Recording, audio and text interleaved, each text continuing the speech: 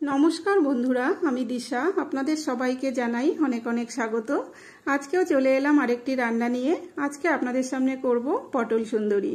तो पटल सुंदरी नामटाও जेमन सुंदर खेतेও किन्तु भीषण सुंदर हय। तो देखुन এই পটলগুলোকে আমি এখন কেটে নিচ্ছি। পটলের গাটা ঠিক এরকম করে চিড়ে চিড়ে নেব। এভাবে চিড়ে নিলে কিন্তু পটলগুলোর গায়ে মশলাটাও খুব ভালো ঢুকে যায়। এই দেখুন সবগুলো পটল এভাবে কেটে নিয়েছি। কেটে ধুয়ে পরিষ্কার করে নেওয়ার পর এখন এর মধ্যে দিয়ে দিলাম 1 চামচ নুন, 1 চামচ হলুদ গুঁড়ো দিয়ে খুব ভালো করে কিন্তু মেখে নেব। পটলগুলো মেখে নিয়েছি আর এদিকে কড়াইটাও বসিয়ে দিলাম। এখন দিয়ে দিলাম এর মধ্যে পরিমাণ মতো সরষের তেল। তেলটা গরম হয়ে গেছে। এখন পটলগুলো দিয়ে খুব ভালো করে কিন্তু লাল লাল করে ভেজে নেব। পটলগুলো খুব সুন্দর করে এভাবে ভাজা হতে হতে এদিকে কিন্তু আমি একটা মশলাও তৈরি করে নেব। এখন এদিকে আমি পেঁয়াজ, আদা, রসুন এগুলো একটু পেস্ট করে নেব। এখানে একটা পেঁয়াজ, 2-3 টুকরো আদা আর 3-4 কোয়া রসুন একসঙ্গে পেস্ট করে নিয়েছি। ততক্ষণে দেখুন এদিকে পটলগুলো কিন্তু আমার খুব সুন্দর করে ভাজাও হয়ে গেছে। একদম লাল লাল করে ভেজে নিয়েছি। পটলগুলো কিন্তু ভাজার সময়ই অনেকটা সেদ্ধ হয়ে গেছে। দেখুন কি সুন্দর হয়েছে ভাজাটা। এখন আমি পটলগুলোকে তুলে নেব।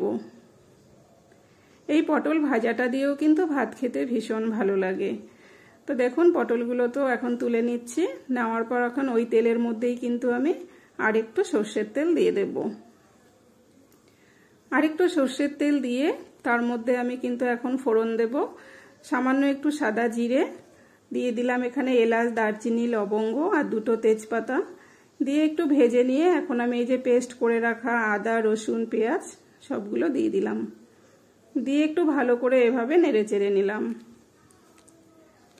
নেড়েচেড়ে নেওয়ার পর এখন এর মধ্যে দিয়ে দিলাম 1 চামচ নুন, 1 চামচ হলুদ গুঁড়ো, 1 চামচ জিরে গুঁড়ো আর 1 চামচ লঙ্কার গুঁড়ো দিয়ে সামান্য একটু জল দিয়ে কিন্তু খুব ভালো করে আমি মশলাটাকে কষিয়ে নেব।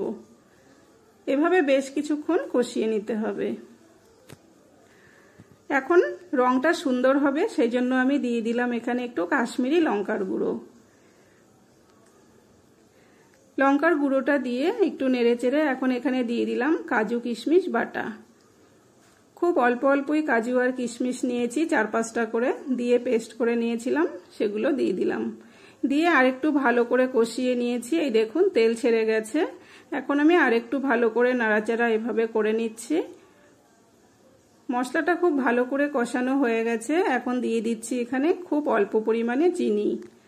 এটা একটু মিষ্টি মিষ্টি হলেই কিন্তু খেতে ভালো লাগবে। তো দেখুন চিনিটা আপনারা আপনাদের পছন্দ মতো চাইলে দিতেও পারেন, নাও দিতে পারেন। এখন মশলাটা কষিয়ে নিয়ে এর মধ্যে ভেজে রাখা পটলগুলো দিয়ে মশলার সাথে আরেকটু কষিয়ে নিচ্ছি। এভাবে কিছুক্ষণ কষিয়ে নেওয়ার পর এখন দিয়ে দিলাম পরিমাণ মতো জল।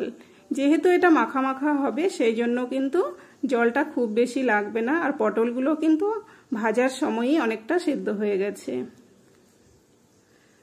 ঝোলটা খুব সুন্দর করে ফুটে গেছে।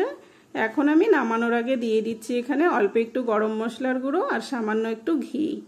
এটা দিয়ে কিন্তু 1-2 মিনিট রান্না করেই আমি নামিয়ে নেব। তো এই রেসিপিটি আপনাদের কাছে কেমন লাগলো? যদি ভালো লেগে থাকে লাইক, কমেন্ট, শেয়ার করবেন। পেজটিকে ফলো করবেন। ইউটিউব থেকে যারা দেখছেন চ্যানেলটিকে সাবস্ক্রাইব করে সাথে থাকবেন।